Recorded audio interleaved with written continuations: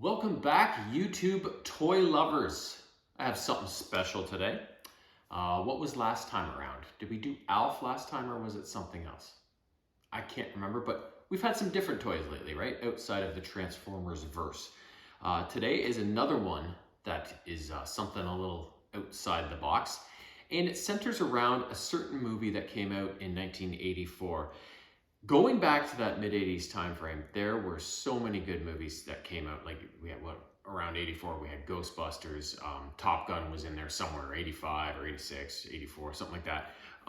The mid-80s were just ripe with ridiculously good movies, whether it be action, horror, comedy, whatever it may be. They're defined by classic films. And this character I have comes from one of those films. It actually qualifies as my favorite Christmas movie, and I watch it every year at Christmas, and sometimes a couple more times scattered throughout the year, because it was one of my favorites as a kid, even though it terrified me for some reason as a little kid, and it just captured my imagination too with such a distinct look and feel to this movie, and so different. And without further ado, the character I have below me is the main, I guess you want to say, villain from this movie. His name is Stripe, and he is from Gremlins.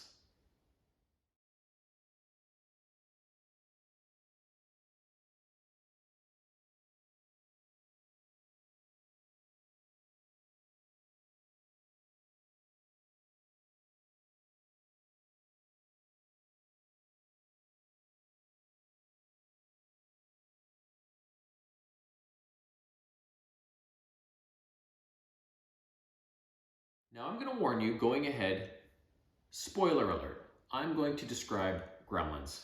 So if you have never seen it, if you have somehow never seen it, first of all, once again, pull your head out of your ass and go watch it. It's awesome. So if you've never seen it, I'm going to reveal some stuff here. So just don't watch unless you don't care. Then continue to watch. So Gremlins, like I said, was released in 1984, and it was, I think, co-produced or something like that by Steven Spielberg, and was written by Chris Columbus. And it focuses on this little town called Kingston Falls. I don't know where it is, what state, if they ever say what state it's in, but it's a town that gets wintry. So I just assumed it was like somewhere in New York State or something like that. And it takes place right before the lead up to Christmas. And the Peltzer family are one of the families in this small town. And Billy is I guess you want to say, the main character. He's a high school aged kid who has a side job working at a bank, and is into drawing comic books and that sort of thing. His dad, Randall, is a traveling salesman, an inventor. He invents his own products, not all that successfully, and travels about the land trying to sell his wares. And I think his mom is just like a stay-at-home mom. I don't think she has a job. So, and I don't mean just a stay-at-home mom, just to prevent any confusion there. Because we all know raising kids is a pain in the ass. Yes, it is. So,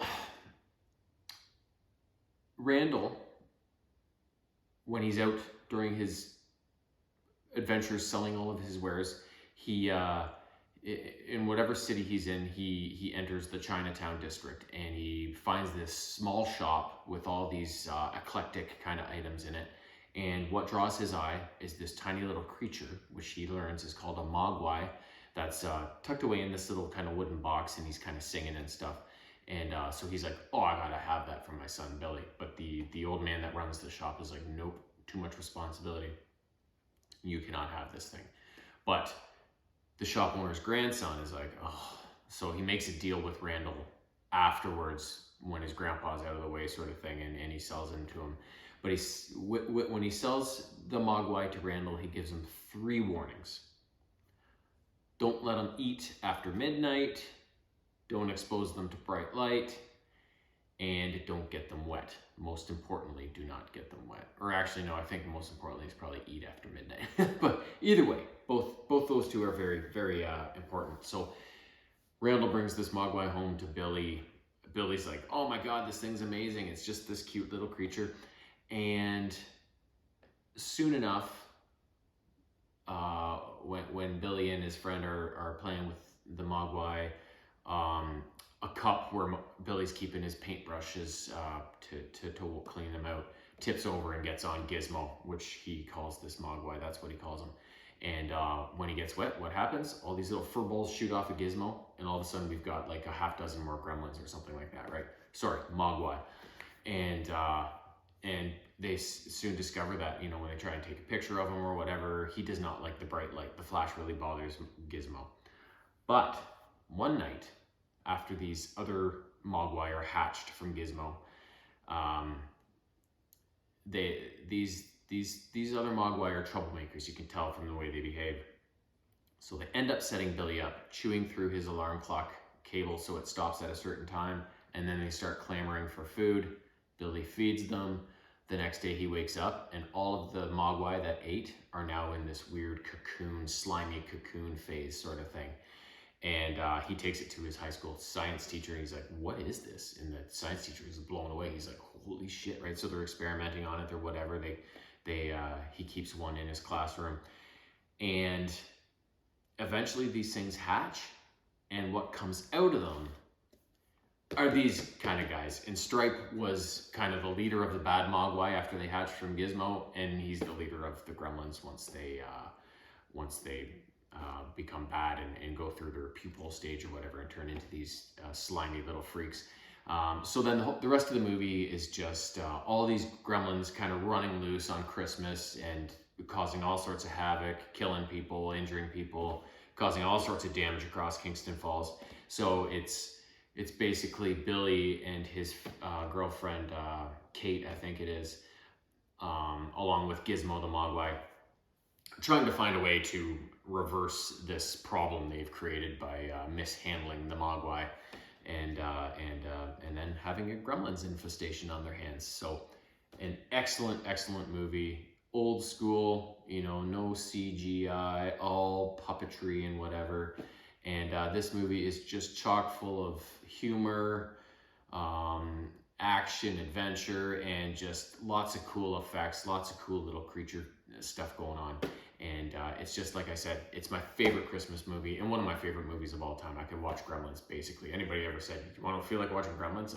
My answer would never be no. You know, it's one of those types of movies. So, but anyways, I saw this online and I'm like, I gotta have it. So let's crack it out of the box and we'll see what Stripe looks like. Okay, so Stripey boy. And what you can do is you can open this up. You can actually see, there he is with his chainsaw, which he uses to try and exact some blood on Billy. And yeah, he's a good size. He's definitely bigger than Alf. And not quite as many accessories, but some good ones. A skateboard and a chainsaw and a saw blade. That's good shit right there.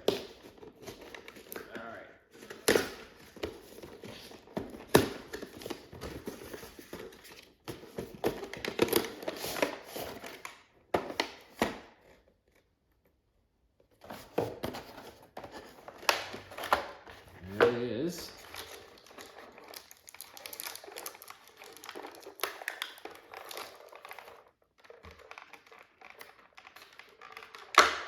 Saw blade.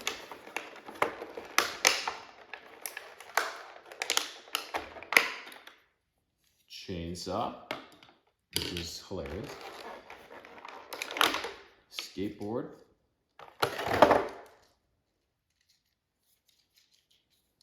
Most of the wheels turn okay, this back one doesn't. Probably just gotta loosen it up a little.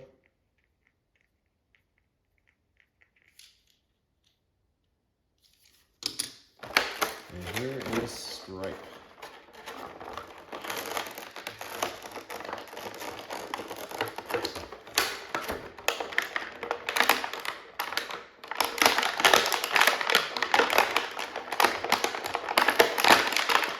Like I'll never remember to bring scissors, eh? Like, brutal.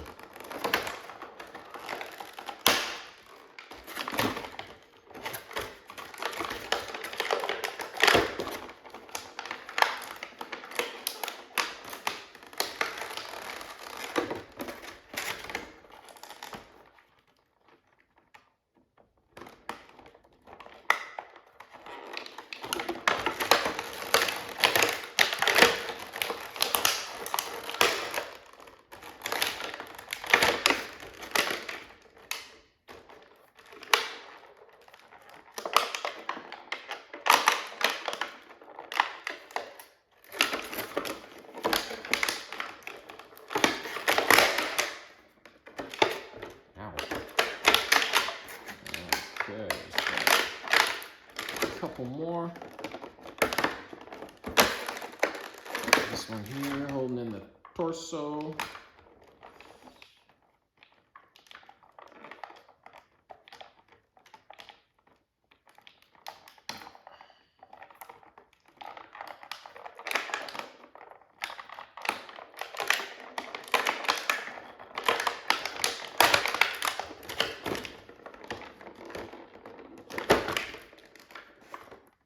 Oh, why can't I ever remember to bring scissors?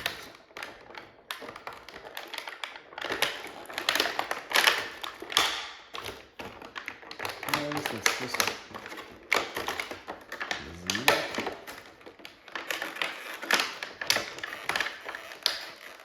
I could have gone again and like been done this by now, but sometimes I'm pretty sure in life I like to do things the hard way. I don't know why, but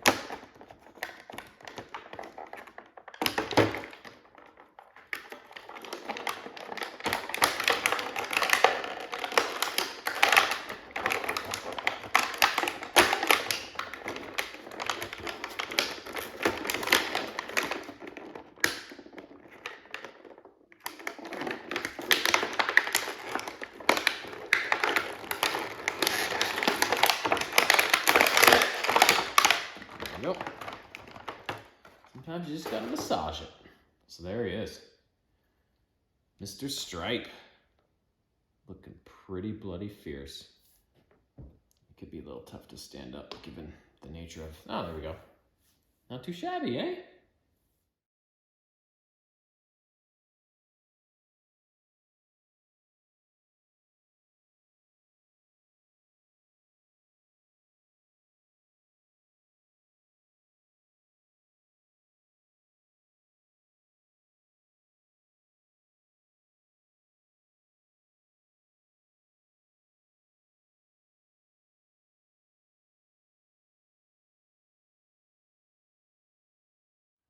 Pretty cool, eh? Stripe is looking pretty sick. There's some good detail on here. But before we get too much into how I feel about the toy, I was saving this for near the end because it kind of is the end in the first Gremlins. We're gonna watch right now Stripe's death scene from the movie right near the end. And because it's pretty sick and it's one of my favorite parts of the movie, especially the way he kind of goes out. It's pretty disgusting and amazing all at the same time. So let's watch this little bugger get destroyed, shall we? Let it roll.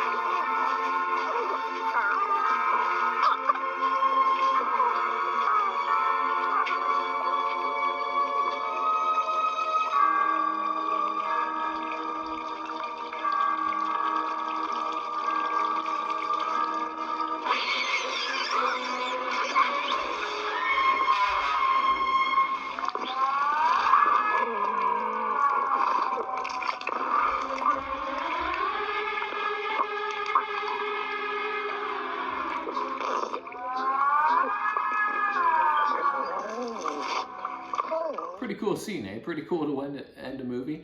You got Gizmo rushing in there with the pink Barbie car, and then you got, the fact that he fell into the fountain. He's about to produce more evil spawn, but then they crack the sunlight on him at the last second, and it's like this contrast of like I'm gonna create more gremlins, but I'm also dying at the same time. And then he turns into that puddle of shit, right? Like, oh my God, that scene fascinated me as a kid. I was like, this is amazing. I don't even know what's going on right now, but it's disgusting and I love it. So that's how Stripe ended up in that first movie. He had a lot of fun while he was around, but things did not end well for him. Now, as for this toy, really good detail. The eyes look amazing. The paint job there, the mouth does open and close a little bit. Even the ears have a bit of articulation. You can kind of move them in and out for some different kind of facial effects. His actual stripe that he has, it is actual like fabric hair kind of thing. So that's kind of nice. And then there's a lot of articulation in the legs, knee, even halfway down the calf you can move it, and the feet you can move around. So there are lots of joints and stuff. And even here in the torso, you can kind of move his upper kind of body around, which I thought that was kind of different and unusual. So, and of course the elbows and the wrists and everything moves. So, and it all seems like pretty solid material as well. I don't feel like, when I broke the hand off that alien one that I had, that's what we did last week was aliens. Not Alf. Alf was the week before. So, or maybe not last week, but whenever I did it.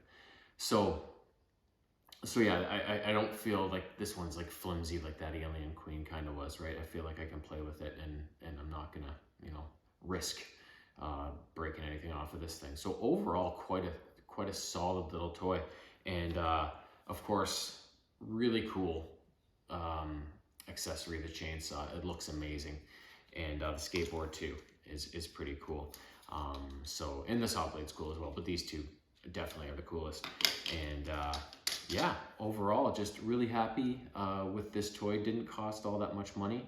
And it's something really unique, just like the Elf character. It's like certain franchises, although they are, or were at the time, very popular and a lot of people loved it, certain franchises haven't sustained themselves in ways that other ones have. Like certain franchises never kind of stopped. They kept things kind of going and they kept always releasing stuff, so it was still in people's consciousness, right? And but certain movies, even though they should have been kept going, there should have been more stuff done with them, like Gremlins and stuff like that.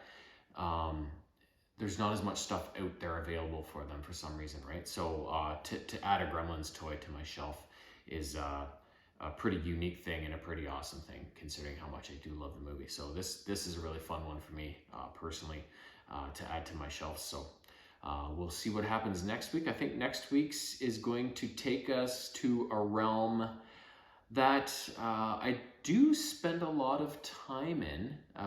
If you watch any of my comic reviews that I do once a month, one of the franchises there is going to be represented next week. Or it's the long weekend next weekend. I may not, depending on how busy we are. Let's just say the next time I do an unboxing, we're going to go to that, one of those franchise realms to do that. So that's the only hint I'm giving you. It's got to be one of three things, and it's not going to be a Transformer because I do Transformers separately, right? So which one of the other two is it going to be? You got a 50-50 chance of getting it right, but either way, we'll find out soon enough. Until then, have a great spring. Meow.